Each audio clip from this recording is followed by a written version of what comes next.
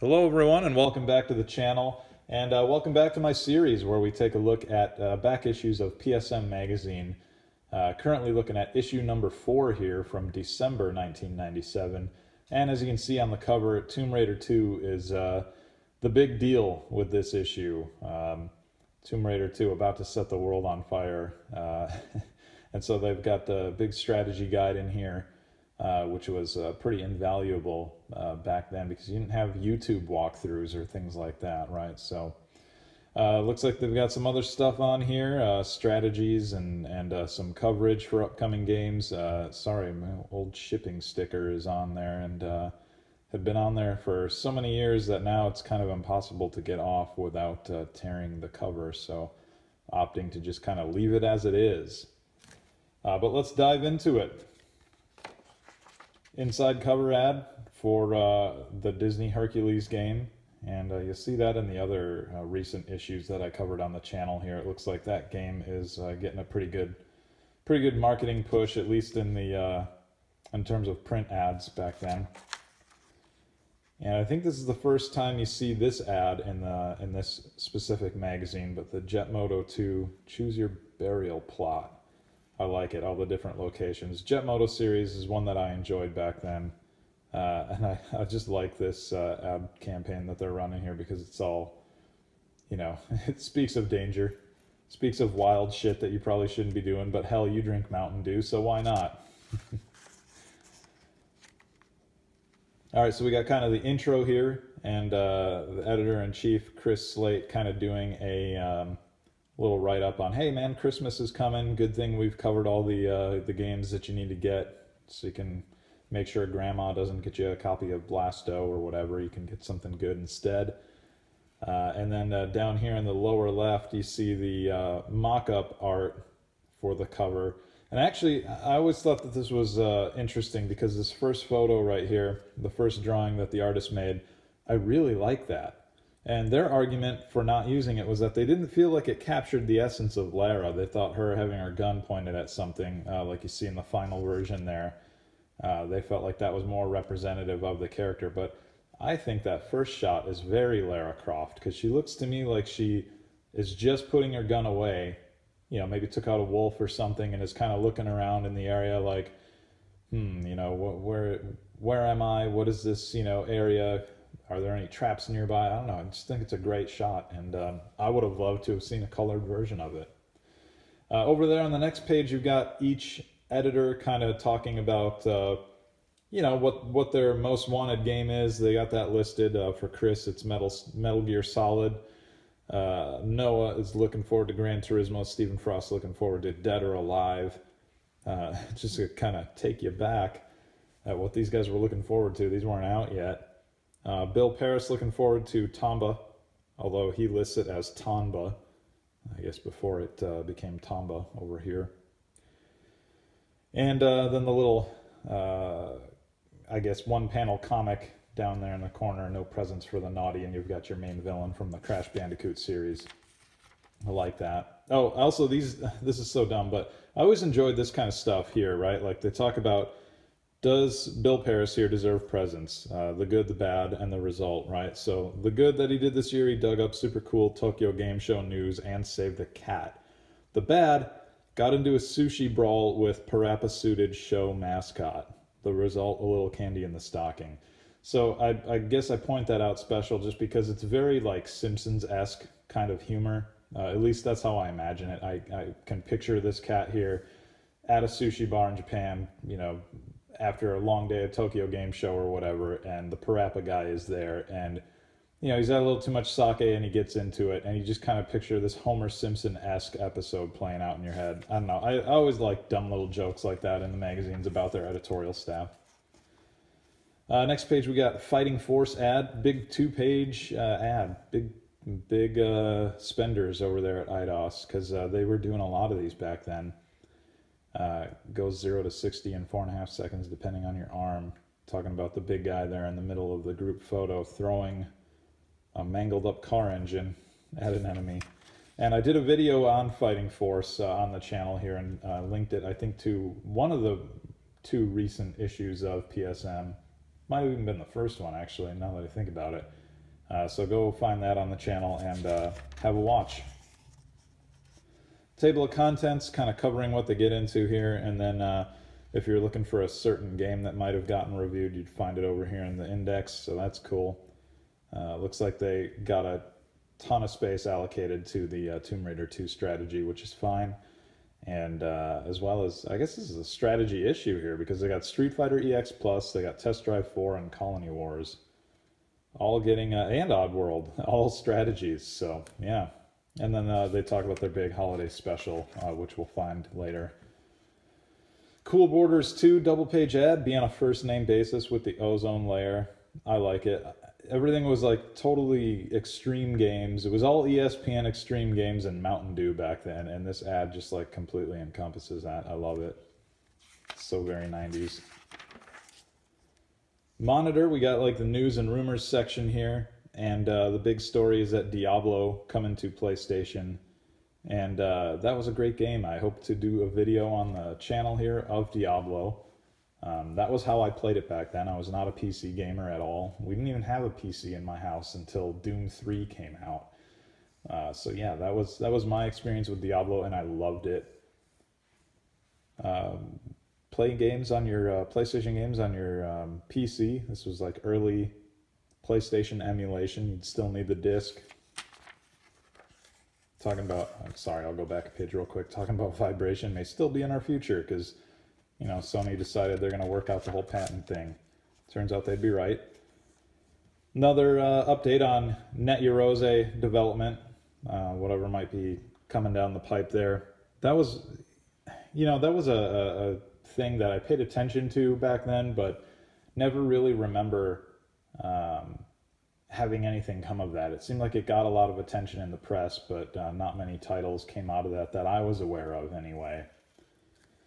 Command and Conquer ad on the next page. Not really a series that I had much time with back then. Probably should have, though. I know it's got a long running, or rather it's got a loyal fan base, and it's a long running series. We got a Transformers Beast Wars game ad and the Parappa sweepstakes that the magazine's putting on here. The magazine, or the contest rather, is funny because the magazine is giving away a 200 disc CD changer. Oh man, if that ain't 90s, I don't know what is. As well as looks like a Letterman jacket and some other stuff. Here on the next page, talking about Square doing their own publishing. I remember back then there were rumors flying around. People thought that meant that Square was going to put stuff on the Nintendo platform and maybe not put as much on the PlayStation. Boy, those people were really wrong, because Square had a ton of great stuff continue to come out on the PlayStation, and they never really hooked up with Nintendo on the N64. And then we got an ad for Mace. What is that, the Dark Age? Yeah, fighting game I kind of just barely remember from back then. I don't remember if that one ever had a demo. I don't think I ever played it. Probably why I don't remember it. So yeah, here we are on the Japanese section, talking about you got Bill Paris over there talking about everything that's happening in Japan, and sure to be coming our way, hopefully. They got the sales charts over here on the side. I always like that. Breath of Fire 3, I noted, was at the top. That was a game that I had my eye on, and when it came over here, I really enjoyed. Tomba, the game that they've got their spotlight on, I did enjoy that back then. It was never one of those games that I, felt like I always had to have in my collection or anything like that, but it was definitely unique and cool. It had a neat soundtrack. That's another one I suppose I might have to visit on the channel sometime, but if I'm completely honest, I don't know the status of that one on PSN. I'm not sure if it's available on PSN right now. I know physical copies are a little expensive on that one, so unless I can find a digital copy on PSN, I might have to pass on looking at that one. But yeah, that would be a good one to revisit if I can find an affordable way to do it. I think the last time I saw a physical copy, somebody wanted over $100 for it, and I don't know, it's not like one of those games for me where I'm willing to take that kind of a financial plunge on it. So moving over to reviews, you can see Crash 2 does really well. They gave it a 5, perfect score.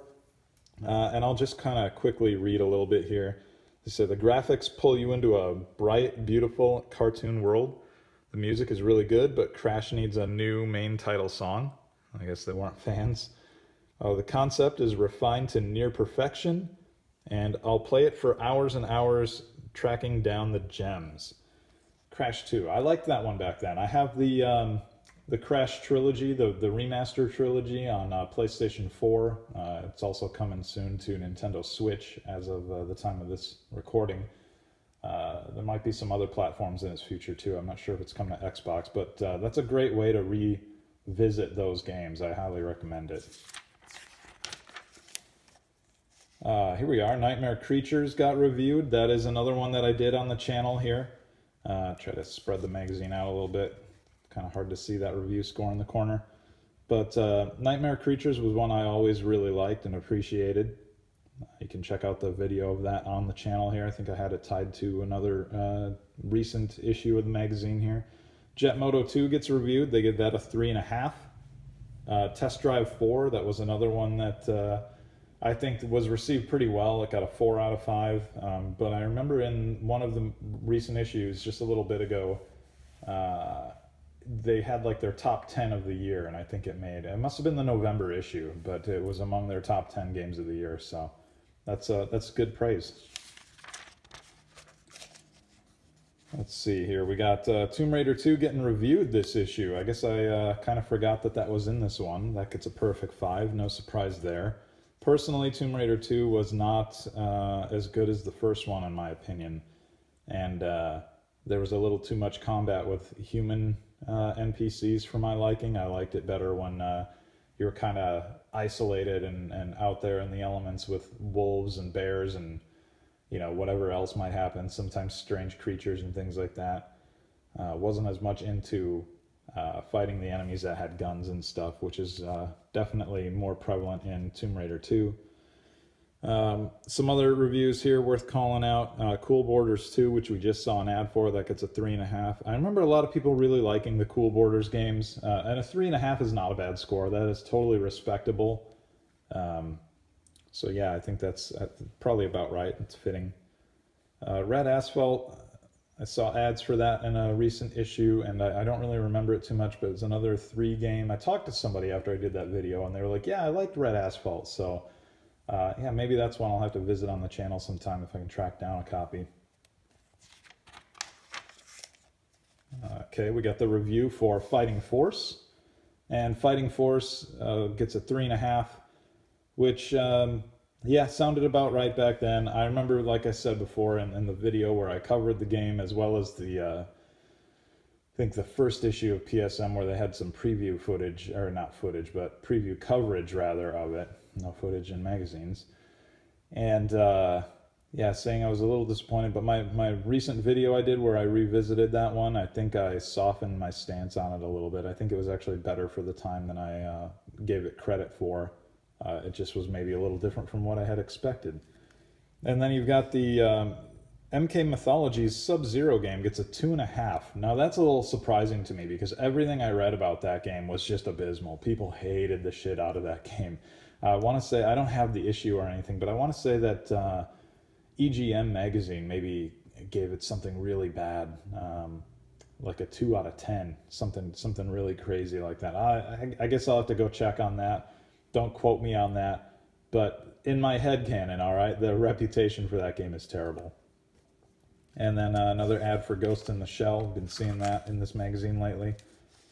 Flashback, I like this section because you can go just get kind of a quick reference of any of the recent reviews that they did in previous issues.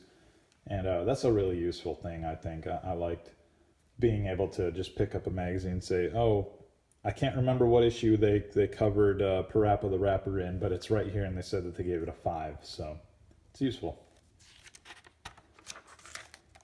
Double page ad for MDK.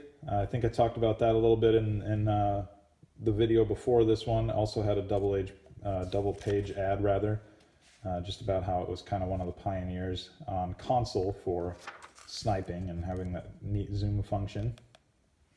And here we are on the holiday special. So the editor is kind of breaking down different genres and like what were the highlights in each genre over the last year or so, as well as like one or two stinkers here and there. So starting over here on the left, we've got the fighting games, and they call out Street Fighter EX Plus. They're missing the alpha on there.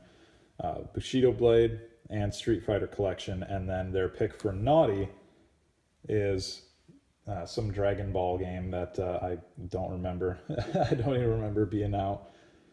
Dragon Ball fighting games have a pretty terrible reputation up until just recently now with Dragon Ball Z Fighters. A lot of people love that one, but all the ones that came before it, very tough to find fans of, at least back in the PlayStation 1 days. I think it got a little better in the PlayStation 2 era. Moving on, we've got your platform games. They picked Crash 2, Mega Man X4, and Oddworld, Abe's Odyssey. And they mentioned that Jurassic Park is the stinker in the bunch. Action-adventure games should come as no surprise. Castlevania gets the top mention there, along with Tomb Raider 2 getting a call-out, and Resident Evil Director's Cut. That right there really is like your top 1, 2, and 3 game on the PlayStation at this point. I mean, I guess Final Fantasy VII too, right? But those three are like all up there at the top of their top 25 list that we just looked at recently, top 10 list rather. Noah's list here, we got sports stuff, which, yeah, I guess whatever. I didn't really play the sports games back then. I don't really have much to say about those. Game Day, that's a series that's not around anymore. Driving games, moving on, I can already tell. I guess that's a car from Test Drive. Yeah, they do mention Test Drive right there, along with Jet Moto 2 and Moto Racer, which is great because, man, I love Moto Racer. And what did they say about that? They said, we didn't realize it until we got in Moto Racer, but up until now, there haven't been any other motorcycle racing games on the PlayStation. All right, there is Road Rash, but that doesn't really count. It's a good thing, then, that Moto Racer is really good. It has bright, colorful graphics, a smooth analog control, and both on- and off-road racing. I agree. I love Moto Racer. I've got a video of that on the channel here if you want to check that out. I will hopefully remember to link that at the end of this video so you can get to it pretty easily. Strategy games, they're talking Carnage Heart, Syndicate Wars, and Command & Conquer Red Alert, with the naughty pick being Magic the Gathering. And then shooting games, we've got Colony Wars, of course, Time Crisis, of course, and Nuclear Strike, and the naughty pick being Independence Day. Let's see what they said about Time Crisis. They said, another great Namco title. Time Crisis ported over to the PlayStation extremely well, and it has extremely sharp graphics and an innovative feature never before seen in shooters, the ability to hide behind objects. Combine that with the new levels not found in the arcade and an included light gun, and you have an extremely good shooter. How right they are, man. Time Crisis is a fantastic series. Over here on the right page, we've got an ad for Courier Crisis. That did not review so well, I think, in either a previous issue or an upcoming one. They really bagged on it. I can't remember what issue, though. But you know what? Really quick here. I'll try to be fast. Let's just see if we can find it in the backlog section. I do not see it listed here, so I guess the review hasn't happened yet. That's probably the next issue, so watch for that. They hate it. An ad for a pro pinball game. I don't really remember that. I don't know if pinball games were any good back in the PlayStation 1 era or not. I know right now they've got just amazing pinball emulators, and they cover a lot of really great long lost tables that people, that are highly sought after. But I have no real recollection of how they performed back then, or what tables they even had on them, or if they were all just, tables that were made for the game specifically. I don't know. RPG games, yep, no surprise, Final Fantasy VII right there, Wild Arms, and Vandal Hearts. All three of those are awesome picks. And on the naughty list, they say none. I like that. They said basically all the RPGs released this year are extremely good. And considering how few PlayStation RPGs there actually are, we can't feel justified in not recommending one. In fact, the only title we would consider bad would have to be Sony's first US release, Beyond the Beyond. But that was a long time ago, and it isn't widely available now. So yeah, if I remember right, Beyond the Beyond came, I think, within the first year of the console's lifespan. And yeah, it got some pretty middling reviews. It wasn't received super well. Other cool games, I guess, that they didn't find fit into any of their chosen genres here. We've got Parappa the Rapper, Monster Rancher, yeah, Poi Poi, Super Puzzle Fighter 2 Turbo, yeah, and Intelligent Cube. All great games, they're right. These guys are right on the money. All these picks are fantastic. Double page ad for Armored Core. Another good series that needs to make a comeback. Kiss the Abyss, the Critical Depth ad. I think we saw this in the last issue we looked at. Underwater car combat type game. And oh yeah, double page coverage of Breath of Fire 3. So Breath of Fire 3 is a game that I really loved. Gets a little bit grindy in spots, and there are some sections that can be a little bit frustrating, but I really enjoyed it. It was really cool. I liked the combination of 3D and sprite art. And it had an interesting soundtrack. You'll have to check it out. I might have to do a video of that one on the channel at some point here, because it was one that made a pretty big impression on me back then. I really enjoyed it. And it looks like they do some pretty good coverage here, talking about the battle system, changing into dragons and stuff, as well as listing some of the main characters here. So, very cool. Moving on, we've got a preview of Spawn the Eternal, as well as Final Fantasy Tactics. A lot of fans of Final Fantasy Tactics out there. Not so many fans of Spawn the Eternal that I'm aware of. But, hey man, it was 1997. Spawn was still pretty cool back then, I think. Spawn's okay now. I mean, I don't know. I'm not reading issues anymore or anything. I haven't read an issue since, like, gosh, what, 1995, 1994, maybe. So it's been a really long time. But, you know, when he came up in Soul Calibur 2 ages ago, I was like, yeah, okay, whatever. He's cool, you know. And I would feel that way about him popping into a Soul Calibur game as a guest character now. I'd be like, is he as relevant anymore? I don't know, but whatever, he's okay.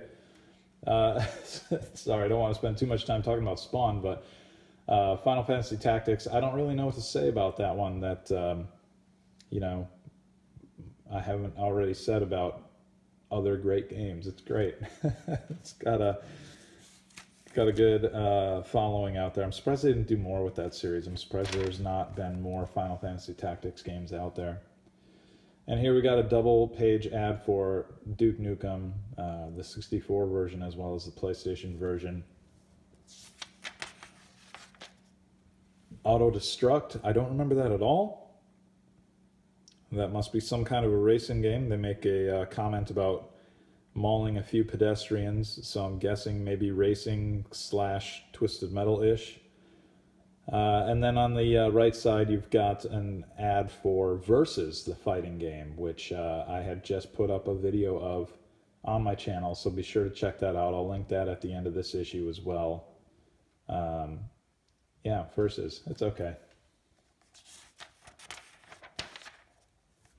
Another ad for Gex, Enter the Gecko. I think I said before, it felt like Gex was all over the place. He had a game come out about every year or two, it seemed like back then.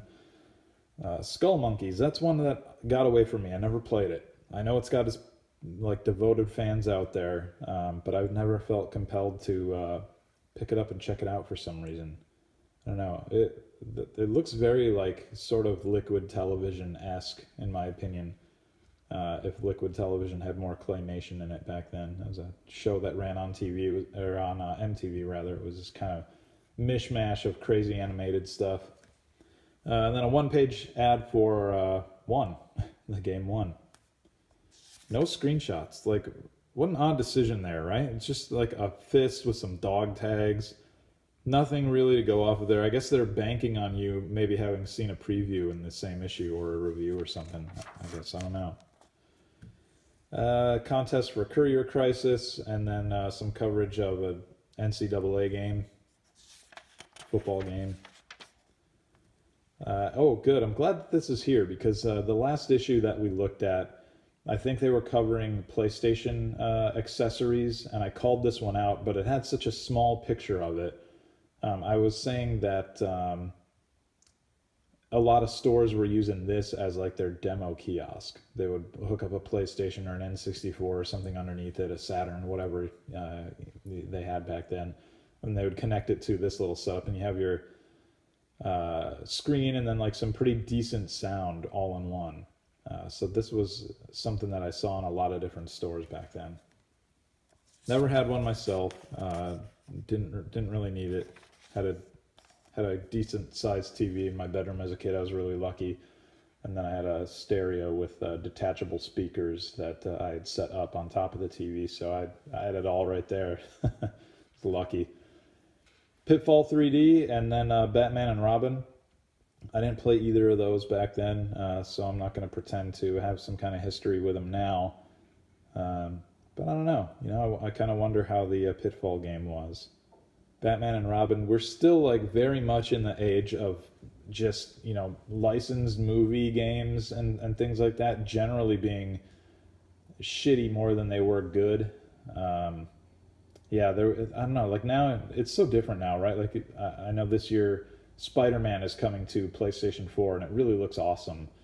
And we've got like a lot of really good licensed, you know, comic book character games and things like that. The Batman series itself, you know, that started in the last gen on PlayStation 3 and 360, those were all fantastic. So yeah, it's kind of weird to have, you know, so many great games tied to these comic book licenses when, for me, it's recent memory. The late 90s, they were all kind of crappy.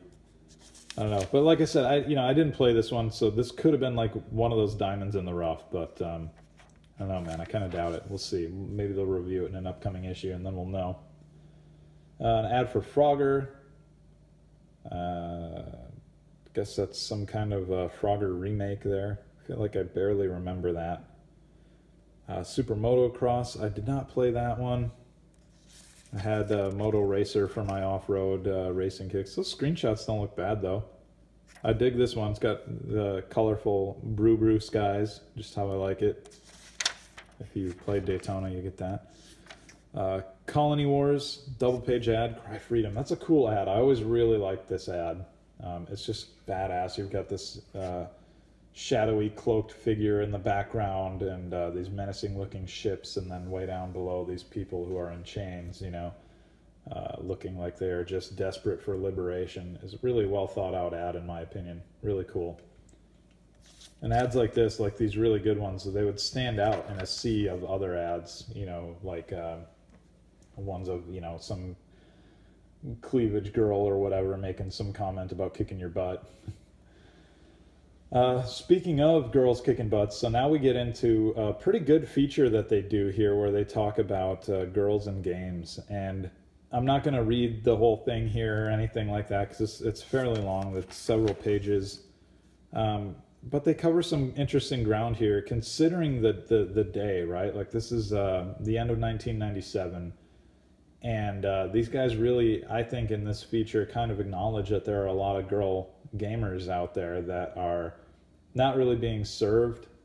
There's a push to kind of give them a certain kind of gaming experience and this assumption that they wouldn't be interested in things like Resident Evil or, you know, a fighting game like Street Fighter EX plus Alpha. I think they call out here even the most respected developers aren't above a few cheap shots, and they're talking specifically about Sakura having her panties exposed when her skirt blows up, right? And I think it's just kind of cool to see these guys talk about, you know, hey man, that women would like to play all kinds of different games, but you get these, you know, these assumptions that they only want things like Tamagotchis or, you know, Parappa the Rapper or whatever. So yeah, anyway, if you can track down an issue, it's kind of an interesting read. I know they get some responses in their letters section down the road in an issue or two, and not everybody agreed with them. So here we got a double page ad for Tekken and Soul Blade, Tekken 2 and Soul Blade. We saw that the last issue, and then now we're starting to get into the Crash Bandicoot guide here, where they're trying to point out where all of the all of the gems are that you're going to collect. So I'm not going to spend too much time on here because I guess they don't have a lot of screenshots showing where stuff is, but they at least have like these descriptions. Might be because it was just harder to get screenshots back then. I know I've heard stories about guys who worked at magazines talking about literally just holding a camera up to a screen and snapping your screenshots that way because they just didn't have like the access to capture technology like we have now. Tomb Raider 2 walkthrough, and this is cool because this one they actually have a lot of screenshots for.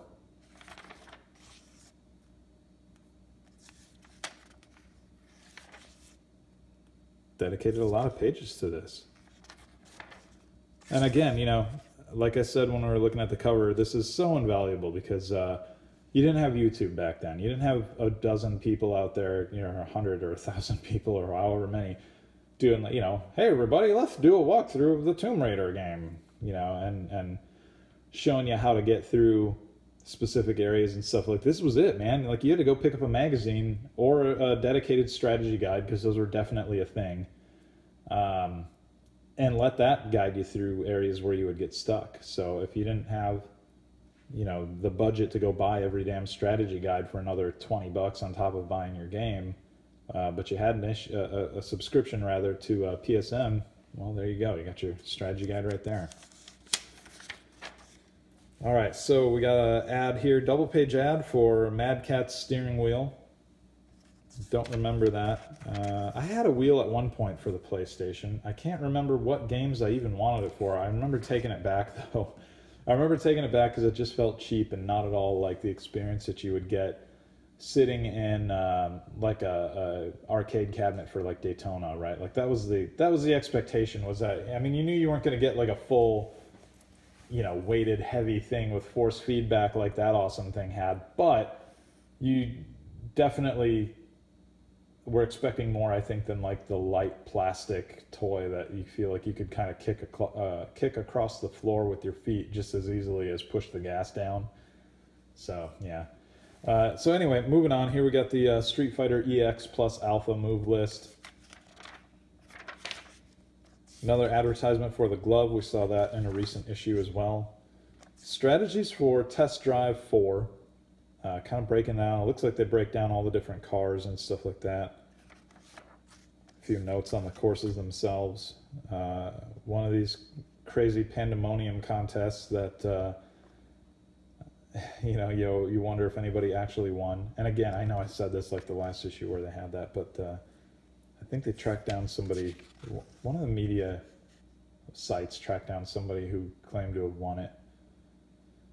Colony Wars walkthrough, Ghost in the Shell sweepstakes. Man, I forgot how many sweepstakes there were in these magazines back then. All these sweepstakes. Oddworld walkthrough. So yeah, just tons of walkthroughs this issue. And then here we got a pull-out section. Let's see here. Fighting Force. Let's slide that over. Fighting Force and Croc. Get some tips on those, as well as some character art. And this is not the first issue where they had these pull-out things. I know right away in the first issue I pointed out the Final Fantasy VII tip card that I had pulled out and used for chocobo breeding. But I failed to mention how useful those things were, because these are, if I can pull it up again here, these are like perforated, right? So you can fold these and everything, and they are like exactly the right size to be slipped into a jewel case with the game, just underneath the instruction manual, which is really cool, really creative. They actually pointed out up here, I guess, just noticing that as I'm talking. An ad for the tip line, the Ultra Game Players tip line. If I remember right, Ultra Game Players is not around for much longer. I think because I just remember like the PSM crew, a lot of those guys were Ultra Game Players staff. I think that magazine might have shut down within a year or so of the issue that we're looking at here.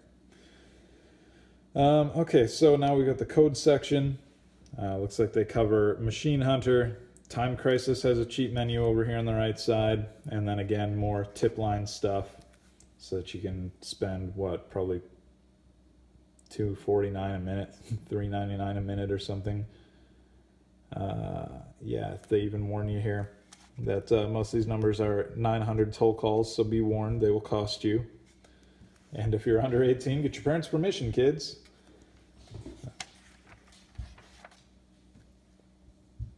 Let's see here. We got more stuff for games I didn't really play back then. Warcraft 2 cheats. K1, the Arena Fighters. That's one I didn't play. Game Shark codes. And what are we looking at here? I don't know what I'm even looking at. It says FMV passwords. But I'm not sure what game they're talking about exactly. Oh well. Moving on. More code stuff. Looks like move list for nightmare creatures in the bottom right. Somewhat useful. Calendar events for their website community. And then the letters section. So here we've just got some feedback from fans, and over here got somebody saying, hey man, I really like these lid stickers. Will you put one in every issue? If you put them in every issue, will you also put them into the subscriber issues? And then I think the editor here just calls out, yeah, every issue of PSM will be the same, whether it's on a shelf or sent directly to a subscriber. So don't worry.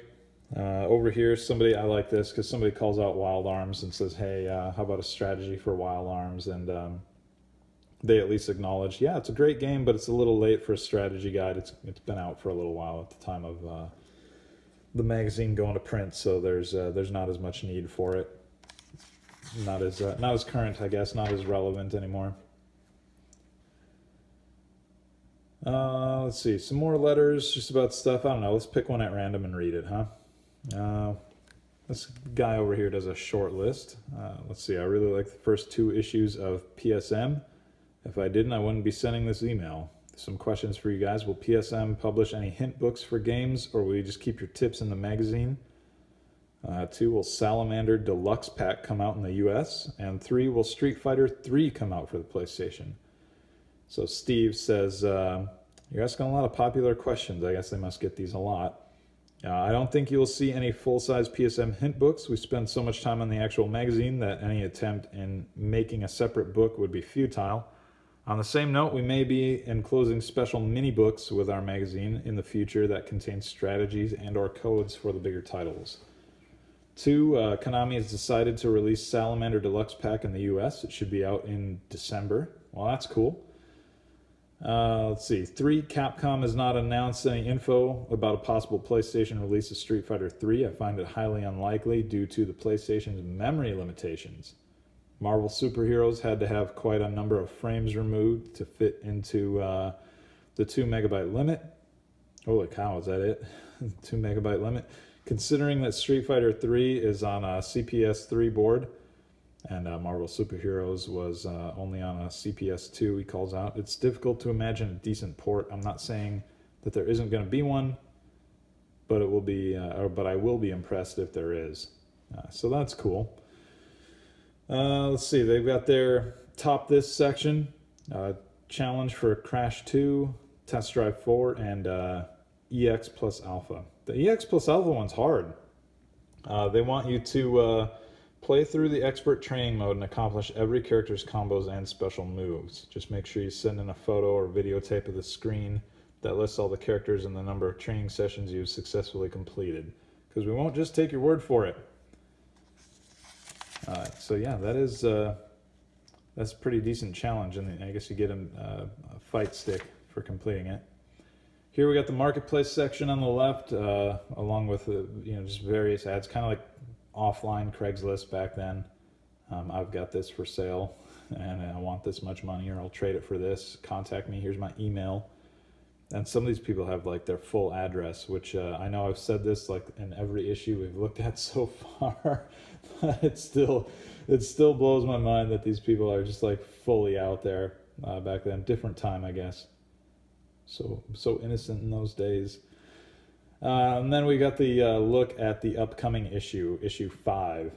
So they've got their preview of all the hot stuff coming out in '98, as well as the first annual PSM Awards special. And then, let's see. Major coverage of hot new games like Gex, Cardinal Sin, Spawn, Blasto, blah. NBA in the Zone, Resident Evil 2, Metal Gear, of course, Mega Man Neo, and plenty more. And he says, see you in the new year. And we're going to close out with a double-page ad for San Francisco Rush, which was a huge arcade hit back then. And on the back cover, we have a one-page ad for G-Police with a cool comic book panel kind of layout going on there. So, that is issue 4 of PSM Magazine. Thank you for hanging out and taking a look at it with me. Be sure to stick around and check out the other videos I've got. Like I said, I've been picking out specific games from each issue and highlighting those on the channel, kind of revisiting them and you know, talking about where I was when I played them, that kind of thing, or in some cases playing them for the first time, I guess. But yeah, thanks again, and we'll see you in a little bit for the next issue, issue 5, coming up soon. Thanks.